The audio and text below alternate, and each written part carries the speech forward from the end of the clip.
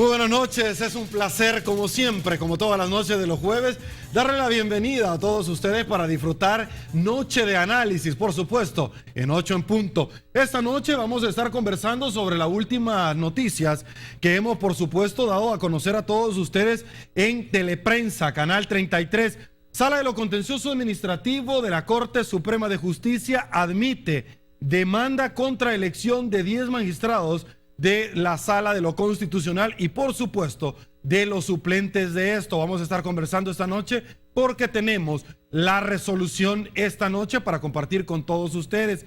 Marcha de desmovilizados tanto de la Fuerza Armada como del FMLN, la que se dio el día de ayer. Parte de las preguntas: ¿es viable indemnizarlos? Cierre del padrón electoral, voto joven y voto en el exterior. Candidatos calientan motores, se alistan para iniciar campaña electoral. El alcalde de San Salvador, Norman Quijano, va a depositar la administración de la alcaldía de San Salvador la próxima semana. El expresidente de la República, Elías Antonio Saca, va a presentar el plan de gobierno denominada Avanza El Salvador. Proponen reformas al Código Tributario, señores. Algunos partidos políticos, quédese con nosotros, ya le vamos a contar. ¿Con qué objetivo? Pues bueno, para que la Asamblea Legislativa conozca también las declaraciones tributarias de todos los salvadoreños. ¿Qué le parece eso? Esta noche vamos a conversar con mucho gusto con nuestros invitados y le damos la bienvenida al padre José María Tojeira. Padre, un gusto tenerlo acá. Encantado de estar con ustedes. También la licenciada Sandra Barraza. Licenciada, siempre es un placer poderla saludar. Muy buenas noches, una alegría estar acá. Vamos a extrañar mucho a Rafael y su puente, así que va a estar con nosotros hasta el próximo jueves. Así es, por compromisos personales, profesionales, el doctor Lorenzana no nos acompaña, pero sabemos que él está muy pendiente, sintonizándonos en línea, como usted lo puede hacer, y por medio de Radio Universidad Tecnológica 970 AM. Arrancamos saludando. La presidenta de la Sala de lo Contencioso Administrativo, Roxana Núñez, informó que la investigación es para evaluar el proceso que los diputados siguieron para elegir 10 magistrados, entre ellos 4 integrantes de la Sala de lo Constitucional. ¿Cómo se realizó el procedimiento de elección? Sobre eso es que nosotros vamos a controlar. A nosotros no nos interesa que sea X, Y, Z. La magistrada es consciente que hay críticas políticas y jurídicas al hecho de que la Sala no puede indagar esta elección, pero ella no está de acuerdo. Si así quisiere, que la patria prospere, y si no, que ella os lo demande. Nosotros somos la sala que controla la legalidad de los diferentes órganos del Estado. Entonces, eso no tiene que ver nada con personas. Frente a quienes creen que se trata de un ataque a la Sala de lo Constitucional por sus resoluciones, Núñez tiene una respuesta. Lo que pasa es que aquí no estamos juzgando a la sala, es que hay una confusión. Estamos juzgando a la Asamblea por el procedimiento, lo que nos han venido a decir: mire, el procedimiento que se hizo para nombrarlos a ellos no es legal. La magistrada también le manda un mensaje a la Sala de lo Constitucional cuando ésta le pide que se abstenga de conocer sobre este proceso. Yo, jueza, soy demandada en un juzgado de lo mercantil. Vengo yo y emito una medida cautelar y se la mando al juez de lo mercantil y le digo: a mí no me pueden embargar ni me pueden hacer nada. ¿Qué va a hacer el juez de lo mercantil? Si esta jueza no está en sus cabales. Bueno, estas fueron las palabras recogidas en extracto por Teleprensa acá en Canal 33 de la presidenta Roxana Núñez de la Sala de lo Contencioso Administrativo. Padre, sus impresiones, por favor. Bueno, yo creo que todos estos de la Sala de los Contenciosos Administrativos son bastante charlatanes, inútiles, plegados a la voluntad de los poderosos, suprimen multas, niegan la competitividad, un gran avance en este país, la superintendencia de competencia, y esto le hacen la vida imposible, impidiendo las multas, suprimiendo las de las harineras, teniendo las cosas ahí lentamente. Bueno, realmente han trabajado muy mal. Además, son gente que fue declarada en una elección inconstitucional, tuvieron que reelegirlas, etcétera, pero estaban, me acuerdo yo, furiosos en aquel entonces. Esta niña Roxana Núñez y otras, ¿verdad?, estaban bravísimas con ese tema. Es decir, da la impresión que hay un resentimiento también ahí, ¿verdad? Como dice, ahora la vamos a cobrar. Y la otra cosa que me parece ya más interesante y de fondo es que esta jueza dice, estamos juzgando a la Asamblea. Dice, están juzgando a la Asamblea, pero quieren tomar medidas contra la Sala de lo Constitucional. Va a ser tan valiente esta jueza que diga, como la Asamblea cometió un error, vamos a iniciar un juicio por responsabilidad política de los diputados. Vamos a inhabilitar diputados, vamos a proceder contra ellos. Va a ponerse en contra de Sigfrido Reyes, la señora jueza, ya que está juzgando a la Asamblea. Es decir, ¿qué es lo que quiere decir cuando dice que está juzgando a la Asamblea? Cuando se enjuicia a alguien, el castigo se le pone a la persona que se juzga, ¿eh? Y se le van a poner un castigo a la Asamblea. Bueno, es decir, a veces da la impresión, cuando uno oye hablar a estos jueces, y dice, aquí no estamos por X, Y ni Z. ¿Qué es X, Y ni Z? Es algo. Es decir, o es pura paja. Es decir, yo creo que tendrían que ser un poco más serios al hablar. La verdad que Roxana Núñez, hablando por televisión en el lugar de una sala de lo contencioso, da verdadera lástima como profesional. Es una lástima, una lástima.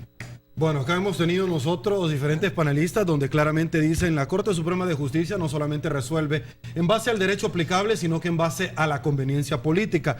Más de alguna vez Claudia Omaña dijo, mire la política de la gaveta, el superintendente ha dicho claramente, a mí me llegaron a amenazar.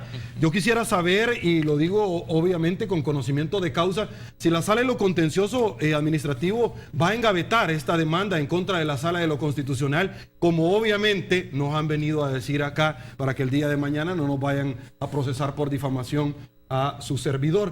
Licenciada, amigos televidentes, les voy a presentar a todos ustedes acá en 8 en punto, por supuesto, la resolución de la admisión, y acá se las tengo para compartir a todos ustedes, donde llama la atención porque dice, por lo tanto, en base a lo anterior, obviamente sumamente extenso, todo en la parte resolutiva de esto, esta sala resuelve no al lugar lo dispuesto por la Sala de lo Constitucional de esta Corte en la resolución dictada a las 10 horas. Ok, puntualmente a lo que se refiere es que la Sala de lo Constitucional le mandó a decir que no tenía competencia para conocer.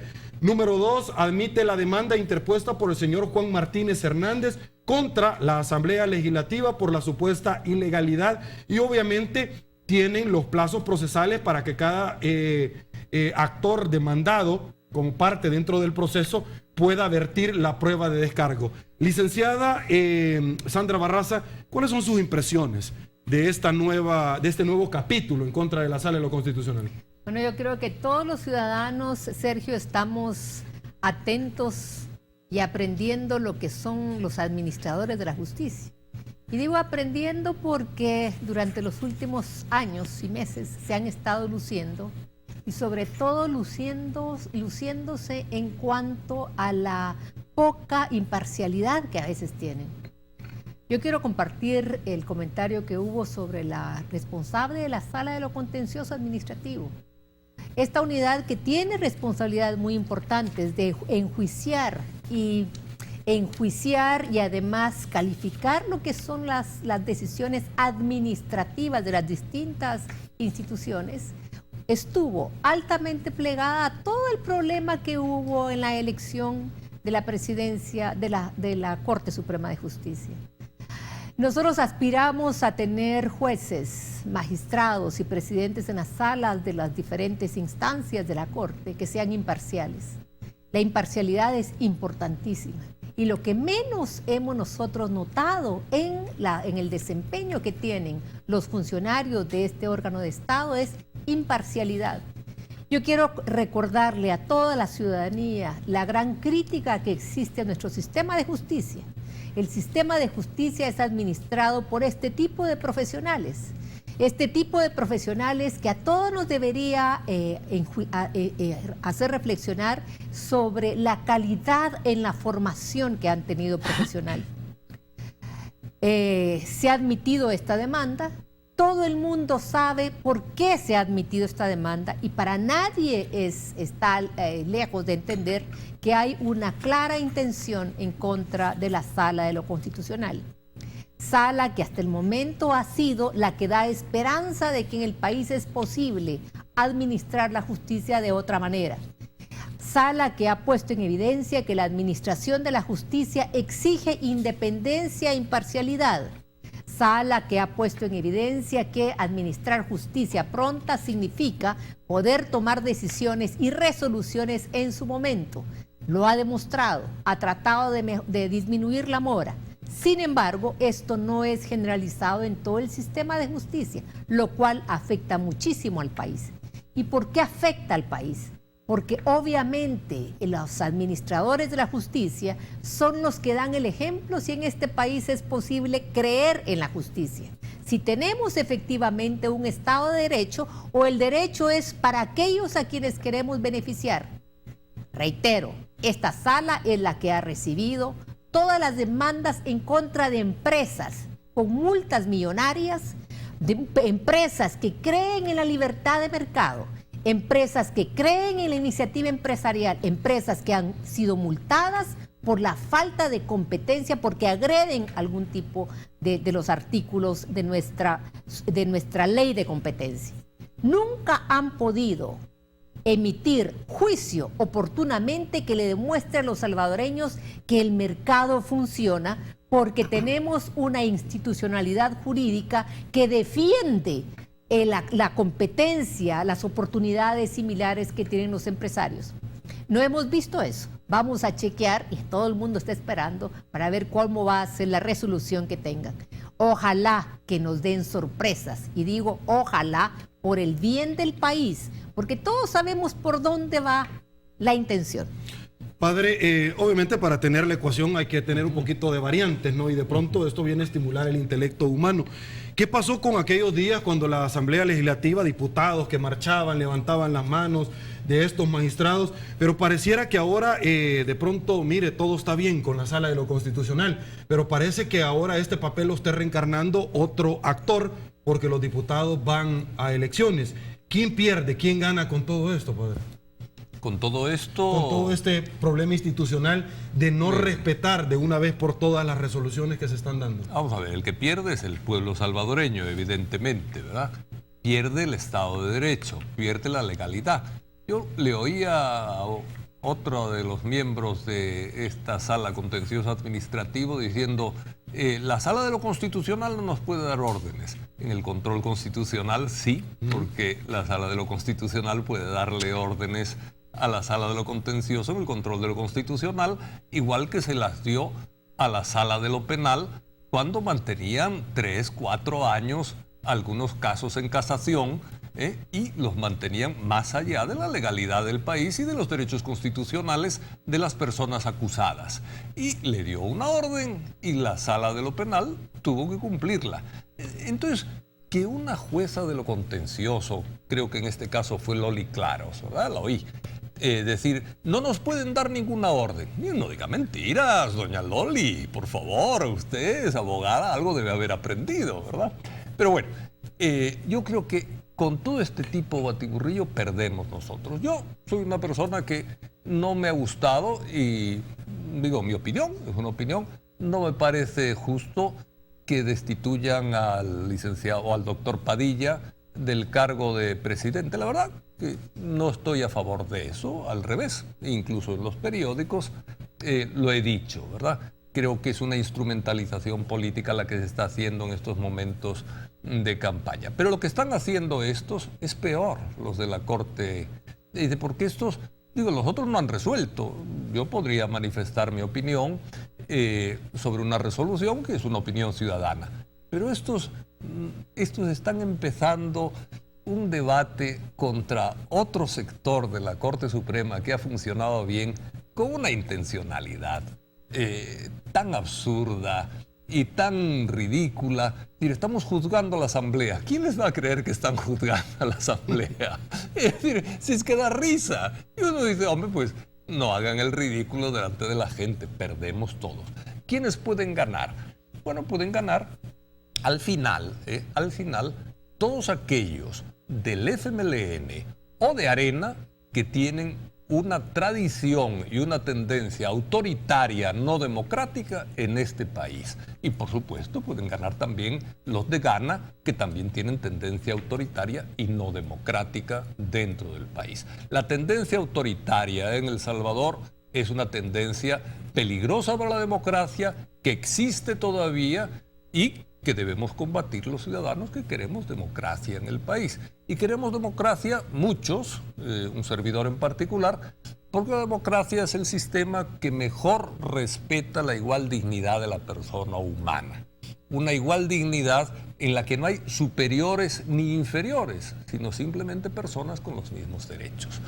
Estos son los que hacen perder la democracia. Y los que perdemos somos los ciudadanos fundamentalmente, aunque ganen 3 o 4 sinvergüenzas autoritarios. Vamos a una pausa, nos quedamos con eso acá en 8 en punto y regresamos. ¿Con qué tema? Con este mismo, señor. Volvemos.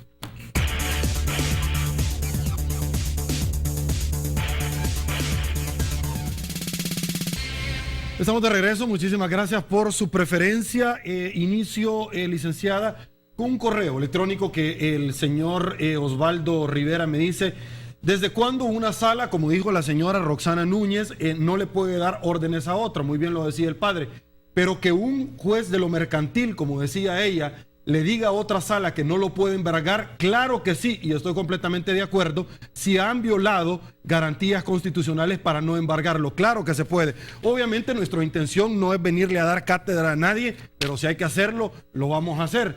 Licenciada. Pero un comentario que habría que hacer es: yo tuve oportunidad de participar en la presentación de la memoria de labores que hizo la Sala de lo Constitucional. Y a mí me llamó muchísimo la atención los errores de amparo, los errores que cometen los mismos jueces. Los amparos son por problemas que tienen. Una de las reflexiones que yo hice después de escuchar esos informes de parte de los magistrados de la Sala de lo Constitucional, que por cierto no estaba el presidente, estaba de viaje cuando presentaron su informe este año, fue: ¿y por qué no resuelven el problema que hay en casa? Es decir, parte de lo contencioso administrativo es aplicar oportuna y rápida e imparcialmente el sistema de justicia. Había problemas en los centros penitenciarios, hubo problemas con los jueces, hubo problemas con la policía. Entonces, ¿por qué no resuelven esos problemas que realmente son los que representan el ejemplo de la poca confiabilidad que la gente tiene en el sistema de justicia? Ahí hay mucho que hacer. Ojalá lo hagan, porque tienen el 6% del presupuesto de la nación y no vemos, no sentimos que haya pronta y cumplida justicia. Ojalá que este caso que tienen en manos sepan manejarlo de manera inteligente. Ojalá que nos sorprendan. Bueno, vamos a cambiar de tema, vamos a hablar de desmovilizados de la Fuerza Armada y tanto del FMLN. Y es que el Partido Progresista reprobó el accionar del Gabinete de Seguridad durante las protestas de veteranos de guerra del pasado día miércoles, que usted vio acá en Canal 33 Teleprensa. Según los exmilitares, el Ejecutivo debió agotar el diálogo antes de utilizar la fuerza y ven muy, pero muy extraño que con otros sectores de la sociedad se actúe con más tolerancia.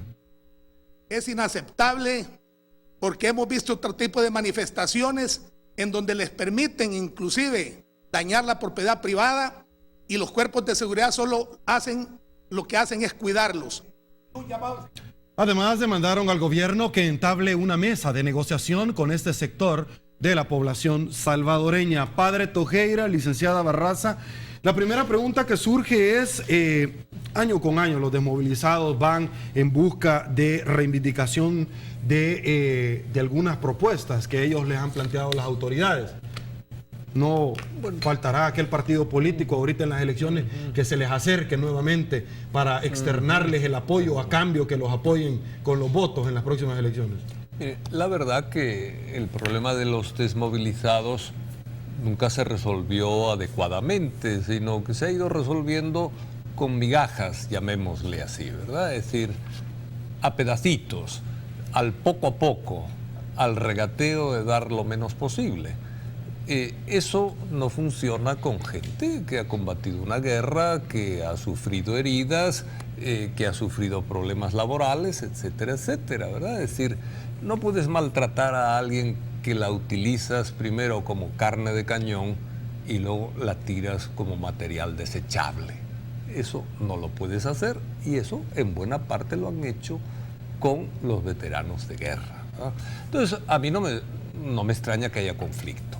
Ahora, dicho esto, yo creo que hay que insistir en diálogos racionales, tanto de parte de los veteranos de guerra. Este país es un país con recursos limitados, no con recursos ilimitados, y también de parte del gobierno. Es decir, el ir a la confrontación, el ir a la violencia, y entiendo que de ambas partes ha habido también un policía herido, ¿verdad? Es decir, el ir a estos extremos en los que al final puede haber vidas en peligro o vidas perdidas, ¿verdad? Ir hacia ahí es un camino erróneo, ¿eh? Y es un camino que no debemos buscar nunca en El Salvador. Sabemos a dónde lleva la violencia, padecemos la violencia, tenemos que entrenarnos mucho más en presiones que sean pacíficas. Yo entiendo que la gente tiene derecho a reclamar y a reclamar cuando ha sido maltratada, es decir, pero hay que hacerlo pacíficamente, y el Estado no puede reprimir a la gente que pide lo que cree que son sus derechos. Evidentemente siempre se puede decir, no pueden entorpecer los derechos de otros. Bueno, es decir, hay límites, yo creo que se pueden entorpecer durante un tiempo prudencial, pero tampoco se pueden tomar las aduanas y decir, vamos a aislar el país 4 días. Eso no se puede hacer, evidentemente, ¿verdad? Y el Estado tiene que proteger que no se haga. Pero, es decir, hay medidas a las que no hay que responder inmediatamente con la represión.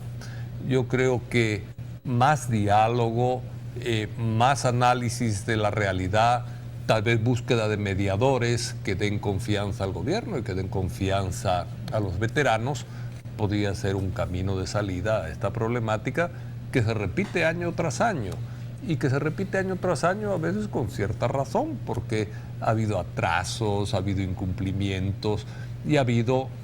Exactamente, eso no puedes mandar a la guerra a la gente hablándole de la patria y luego tratarles como que no fueran miembros de una misma patria, es decir, como material desechable secundario. Eso no se puede hacer. Y en algún sentido a veces lo han hecho ambos bandos. Es un problema. Licenciada, se les ha dicho muchas veces, miren, no hay plata para resolverles el problema. Pregunto, con los $200,000 de la radio de la Asamblea Legislativa, con los 150,000 en regalos navideños, con las obras de arte, con los viajes, con los diferentes gastos que se hacen dentro de la Asamblea, pero también cada uno debe de tener su parte. El Ejecutivo, que no canta mal las mañanitas, al igual que la Corte Suprema de Justicia, ¿no se le pudo haber resuelto hace mucho tiempo este tema a ellos? Bueno, el problema es que no alcanza. No alcanza. Yo revisé el anteproyecto de ley que está en la Asamblea Legislativa y que está apadrinado por el diputado Sigfrido Ochoa. Creo yo, es decir, que a las personas se les debe asegurar el bienestar, pero también creo que es irresponsable generar expectativas que son inviables. Y voy a explicar por qué creo que son inviables. Son inviables porque están solicitando una indemnización de $10,000 más $700 mensuales, parcela de tierras, asistencia médica gratuita, becas, empleo en el sector público, empleo en el sector privado. Miren, cualquier persona desearía eso, pero 30,000 personas que han estado afectadas entre 1980 y 1992 con una categoría de veteranos de guerra que es amplísima, amplísima. Ahí cualquiera cabría. Miren, el país considero que no tiene posibilidades financieras de cubrir eso. Esa es mi consideración. No dudo que tienen derechos adquiridos, pero habrá que pensar cuáles son las prioridades que hay en el país. Yo hice la estimación, a grosso modo, no alcanzaría el presupuesto general de la nación para cubrir lo que ellos están pidiendo. Es inviable. La pregunta es, ¿por qué no se siente en un diálogo para ver qué es posible hacer? Yo personalmente no creo que sean 30.000, 40.000 personas entre esos años. Seguramente el Ministerio de Defensa ha de tener un censo depurado. Los acuerdos de paz se suscribieron, hubo evaluación, acompañamiento en el cumplimiento de los compromisos, hubo distribución de tierra, hubo asignación de recursos. No dudo que algún grupo especial quedó afuera, ciertamente quedaron fuera. Habría que tratarlo, se ha discutido en muchas oportunidades, pero un anteproyecto de ley como el que quieren que se apruebe en la Asamblea Legislativa y hay diputados que están amparándose a eso, miren, es difícil financieramente cubrir esas responsabilidades. Si a eso le sumamos lo que está pasando con el fondo de pensiones, si a eso le sumamos la iniciativa de ley que va a tener el ministro de Educación y que salió en la prensa para legalizar todos los programas sociales que se tienen, de veras vamos a tener un problema de financiamiento. Entonces yo sí hago un llamado a un realismo. Es importantísimo el diálogo, pero hay que ser realistas con las demandas y responsables, y muy responsables con la respuesta que deben dar las instituciones. Yo creo que nosotros los ciudadanos hemos sido bastante indiferentes a la apatía, a la poca efectividad que tiene la administración pública de enfrentar y resolver los problemas cuando se generan, no cuando se multiplican de la manera como lo hemos visto en los medios de comunicación el día de hoy, el día de anoche. Fue terrible lo que estábamos viendo de agresión, de tratos, de irrespeto a la movilidad.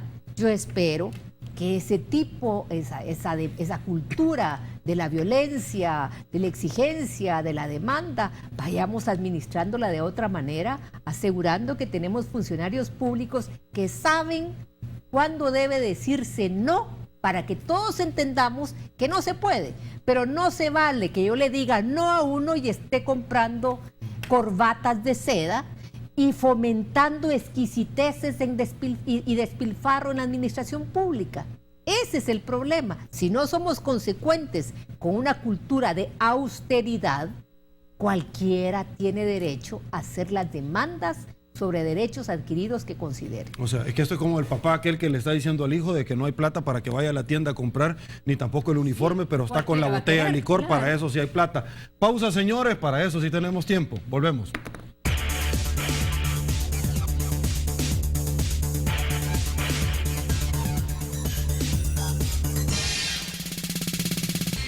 Muchísimas gracias por su preferencia. Acá en 8 en Punto también tenemos muy buenas noticias.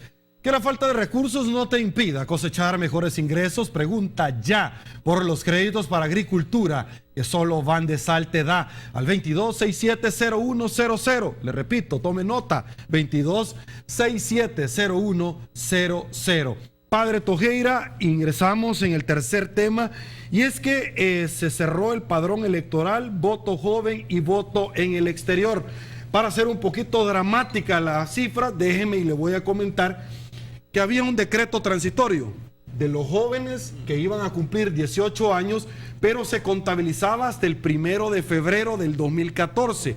En su totalidad eran 80,000 jóvenes que se les iba a extender el periodo para que fueran a sacar el DUI. Padre, licenciada, más facilidades que Canal 33, 8 en Punto. Era gratis. Se abren DUI centros para estar más cerca del lugar y que puedan llegar de su residencia. Además de eso, es un documento que sirve para un mosaico de actividades en nuestro país y solo 9,000 jóvenes de 80,000 personas fueron a sacarlo. El último día en Teleprensa se los presentamos completamente desolados los DUI centros. Padre, por favor. Bueno, yo creo que eso es un reflejo del impacto que tiene la política en el país.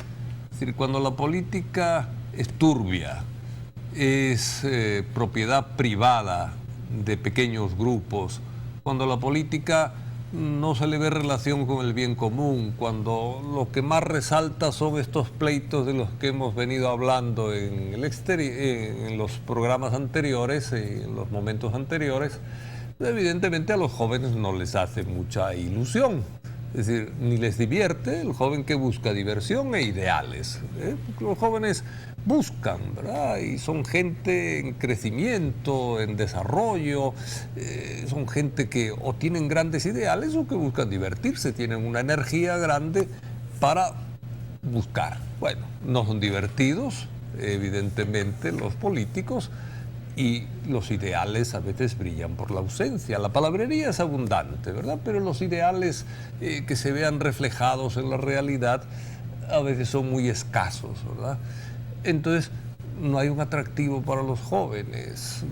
Votar le parece a veces a algunos jóvenes cosa de viejos o pérdida de tiempo, etcétera. Entonces, evidentemente, yo creo que estamos pagando aquí algo importante. Siempre decimos que los jóvenes son el futuro de la patria, pero ciertamente no estamos sabiendo educar a nuestros jóvenes en el campo de la política y de la participación política. ¿Por qué? Porque les estamos diciendo casi siempre que la patria es propiedad de unos pocos, de los que se mueven en la política, de los que se mueven en el gran capital, de los que se mueven en la influencia, pero unos pocos. Y entonces la participación política se acaba volviendo cada vez más nula, precisamente en esos jóvenes que debían desde su primera juventud irse entrenando a pensar, a discernir, a evaluar, a participar en definitiva en la construcción de su propio futuro. Para mí es un síntoma de una enfermedad política de El Salvador el hecho de que los jóvenes no se quieran inscribir en el padrón electoral, más siendo el DUI un documento ventajoso para viajar, para moverse, para identificarse, para todo. Entonces hay un problema que yo creo que hay que pensarlo, no echándole la culpa al tribunal electoral, sino algo pasa dentro de nuestro país en el campo de la política para que resulte tan poco atractivo participar en las elecciones para nuestros jóvenes.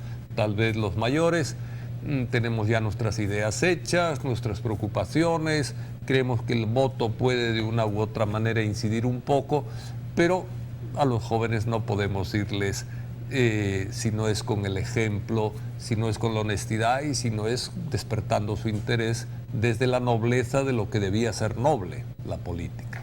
Ahora, licenciada Barraza, los jóvenes ven a diputados saltar de partido político a otro, asamblea, ahora la sala de lo contencioso, arremeter contra la sala de lo constitucional. ¿Cuántos irán a votar de estos 9,000? Es decir, no es garantía que sacaron el DUI para ir a votar, sino que para cambiar un cheque, para ir a sacar la tarjeta de circulación, la licencia de conducir. Bueno, yo creo que primero hay que decirle a estos dirigentes institucionales y políticos que hicieron números alegres. Y esos números alegres que hicieron, con los resultados, 12% fue el resultado efectivo de lo que estaban planteando. 12 personas de cada 100 llegaron a lo que ellos querían. ¿Cuánto costó cada DUI? Esa es la pregunta que yo les haría. ¿Cuánto costó cada DUI? Es decir, montaron una atención especial, horarios especiales, alquileres especiales, todas las facilidades. Pero ellos creo que están totalmente desvinculados de la realidad del país.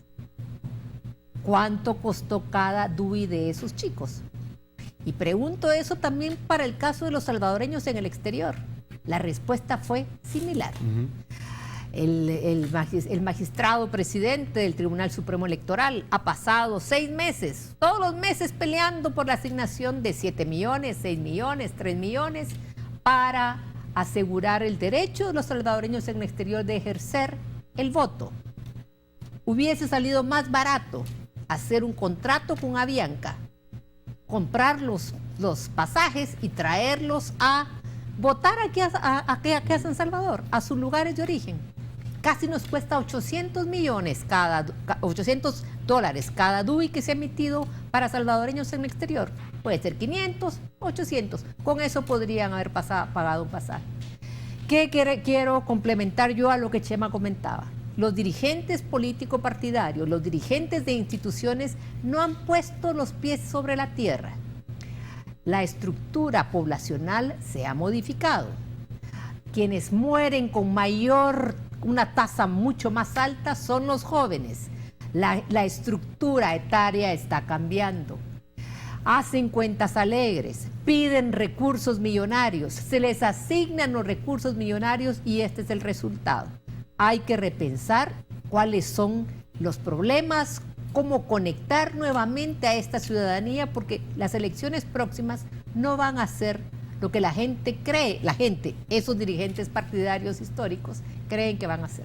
Padre Tojera, bueno, los jóvenes, además de ver una campaña altamente sucia que ya se avecina, ver diputados de que desencantan, ver a un expresidente que obviamente aquí no se nos olvida nada, presidiendo una asamblea legislativa bajo una grave perturbación de la conciencia, no por el alcohol, sino que porque tenía gripe, decían ellos.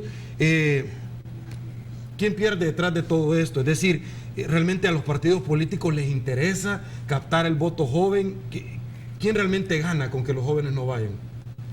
Bueno, yo creo que los partidos políticos sí desean captar el voto joven, ¿verdad? Es decir, ellos desean captar la mayor cantidad de votos posibles, pero yo creo que no hacen el esfuerzo que deben hacer para captar a los jóvenes. El esfuerzo tiene que ser un esfuerzo, primero, de acercamiento y segundo, de testimonio de que la política es algo útil para todos y todas. Si ese testimonio no se da y si la política parece útil exclusivamente para unos pocos, pues es normal que la gente no se interese por la política. ¿Quiénes ganan? Una vez más, ganan los que les gusta ejercer la autoridad sin tener respeto a la ciudadanía. Los que les gusta utilizar el poder para beneficio propio. En definitiva, ganan los menos democráticos dentro de nuestras sociedades. Esos son los que ganan cuando la gente no se interesa por la política, porque los que funcionan en un país donde no hay interés por la política, funcionan por sus intereses individuales, ¿verdad? Y tienen mucha más facilidad cuando la ciudadanía no reclama o no se interesa en la política, tienen mucha más facilidad para beneficiarse de la política. Una nueva pausa comercial hacemos al regresar a otro tema que queremos compartir esta noche con todos ustedes. Volvemos.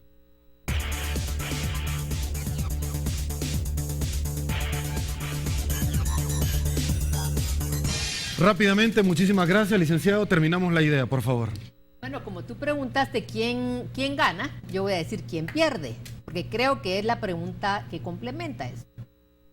Si ganan todos estos políticos, estos líderes políticos que les gusta el autoritarismo, que les gusta la oscuridad en la gestión pública, que les gusta mantener privilegios, esos son los que ganan. ¿Quién pierde? Pierde nuestro país, pierde la sociedad. ¿Por qué? Porque si nosotros no aseguramos que todos los que tenemos el derecho de ejercer el voto lo hacemos, otros deciden por nosotros.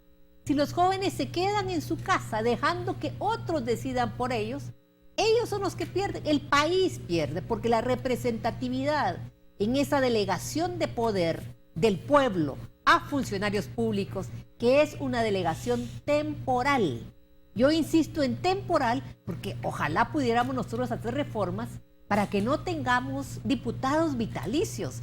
Es que ahí el privilegio, los gustos, pues se mantienen. Ojalá podamos tener, así como tienen ciertos sectores, que no hay más de 2, 3 periodos de reelección. Es suficiente con eso. Ok, vamos a pasar al otro tema. Le voy a ceder mi iPad. Aquí está la Constitución de la República, la Hacienda Pública, porque vamos a hablar de ese tema. Padre Tojera, bueno, arrancan los motores, la campaña electoral oficialmente o legalmente está por venir. Norman Quijano va a depositar la alcaldía de San Salvador, la administración, la próxima semana. Y el expresidente de la República, aparte de los sucesos que se vienen la otra semana, presenta ya su plan de gobierno denominado Avanza El Salvador. ¿Qué expectativas hay? ¿Qué es lo que se esperan en torno a esto? Mire, yo todavía soy un poco pesimista porque, bueno, vamos a ver qué es lo que presentan, ¿verdad? Pero cuando veo estos debates, por ejemplo, ¿verdad? Es decir, el Munguía Payés le llama mentiroso a Quijano porque Quijano le llama padre de la tregua al otro, ¿verdad? Entonces se arma el escándalo ahí que si este es militar y no puede intervenir en política, pero es ministro de Defensa, que es un cargo político y tal. Y de bueno, es decir, ¿por qué no plantean algo los partidos como el hecho de decir, bueno, tengamos un ministro de Defensa civil? ¿Qué es lo lógico en un país civilizado? Yo veo que ese tipo de debates normales, es decir, esto es de lo más sencillo, ¿verdad? Hay otras cosas más complejas, pero esto es de lo más sencillo. Ni siquiera eso está en el debate electoral. Yo no sé si es que le tienen miedo a los militares. Yo estoy convencido que los militares aceptarían un ministro de Defensa Civil si lo aceptan en todo el mundo. Lo han aceptado en Honduras, que es un país, digamos, con menos desarrollo político, creo yo, en algunos aspectos, aunque tengan una tradición de política más larga, si se quiere, pero yo creo que lo aceptan todos los países. Bueno, en serio, ¿cuál es el problema? Los militares de aquí no son distintos de los militares de otros países, tienen contactos con ellos, cada vez gente mejor preparada, creo yo, con más movimiento internacional.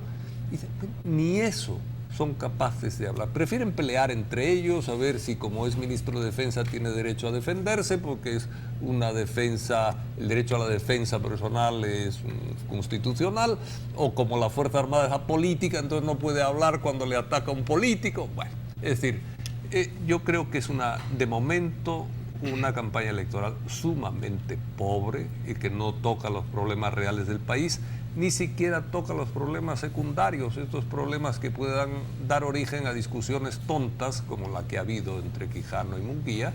Es decir, ni siquiera eso se está tocando, que tienen soluciones políticas sencillas, ¿verdad? Entonces, bueno, a ver qué sale, ¿verdad? Ojalá mejore el asunto.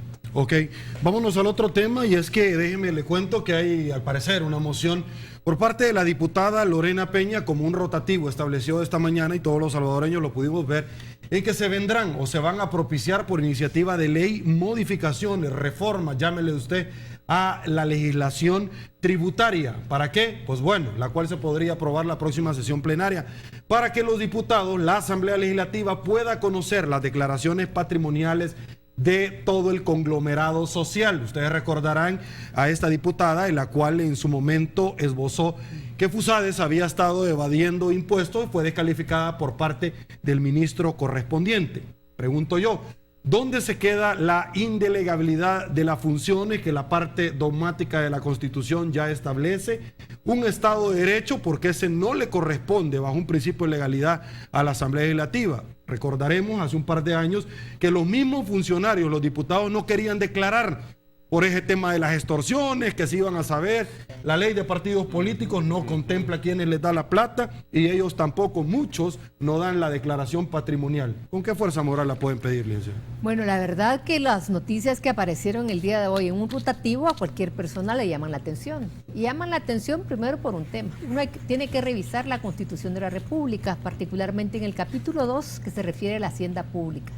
En la Constitución de la República delegan al órgano ejecutivo la administración de todo lo que forma la hacienda pública: fondos y valores líquidos, créditos y activos, sus bienes muebles y bienes raíces, y todos los derechos derivados de las leyes relativas a los impuestos. Esa es tarea del órgano ejecutivo. No es tarea del órgano legislativo hacerlo. Me parece poco congruente que pretenda la Asamblea Legislativa asumir o que pretenda usurpar funciones que están delegadas al órgano ejecutivo. Sobre el pago de impuestos, yo quisiera hacer una reflexión. Aquí en el pago de impuestos, el órgano ejecutivo usualmente no se ocupa de dar, así como en otros países desarrollados, hacer constar que todo el mundo ha cumplido con el pago de impuestos. Eso es bien importante, porque eso da confianza en la persona que voy a elegir. A mí no me gustaría tener como diputado una persona que evade sus responsabilidades fiscales. Mucho menos me gustaría que los ministros, que fueran ministros, aquellas personas que evaden sus responsabilidades fiscales. Pero ¿quién es el responsable dar fe que se cumplen con las responsabilidades fiscales el órgano ejecutivo. Yo esperaría que el país avance en esto. ¿Por qué?